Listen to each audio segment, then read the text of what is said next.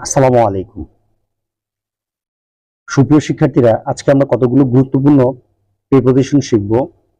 যেরকম অ্যাভয়েডের পরে বাই দিলে একরকম অর্থ, উইথ দিলে আরেক রকম, আর ইন দিলে আরেক রকম। অ্যাভয়েড বাই মানে কিন্তু মেনে চলা, আর অ্যাভয়েড উইথ সঙ্গে থাকা, কিন্তু অ্যাভয়েড ইন মানে কিন্তু বাস করা। যখন বলবে I avoid dash my parents, তখন কিন্তু বাই দিতে হবে। আচ্ছা, আর সঙ্গে থাকা বুঝাইলে উইথ। আর যখন আমরা বলবো আই লিভ ইন, আমরা কিন্তু অ্যাভয়েড ইনের পরিবর্তে লিভের পরে কিন্তু ইন দিয়ে থাকি। লিভ ইন অর্থ বাস করা। আচ্ছা, তারপর অ্যাবজর্ব এই শব্দের উপর আমরা ইন ব্যবহার করি, যেটাকে বলা হয় নিমগ্ন। তারপর অ্যাবসেন্টের পর আমরা ফ্রম ব্যবহার করি, অনুপস্থিত। আচ্ছা, এখানে দুইটা শব্দ, একটা হলো অ্যাবহোরেন্স আর একটা হলো অ্যাবহোরেন্ট।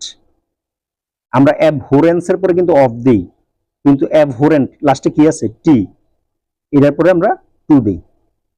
অ্যাবহোরেন্স অফ, অ্যাবহোরেন্ট টু। অ্যাকিউজের পরে আমরা কি দিই? অফ, অভিযোগ করা। অ্যাকসেপ্টেবল টু, গ্রহণযোগ্য। আচ্ছা, অ্যাকম্পানিড বাই, সাথে নিয়ে, কিন্তু অ্যাকমপ্লিশড ইন, যেটা দক্ষ বোঝায়। অ্যাকর্ডিং টু, অনুসারে। অ্যাকস্টমড টু, যেটা দিয়ে অভ্যস্ততা বোঝায়। অ্যাকস্টমড টু।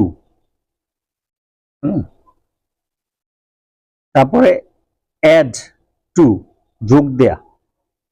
অ্যাডহিয়ার টু, লেগে থাকা।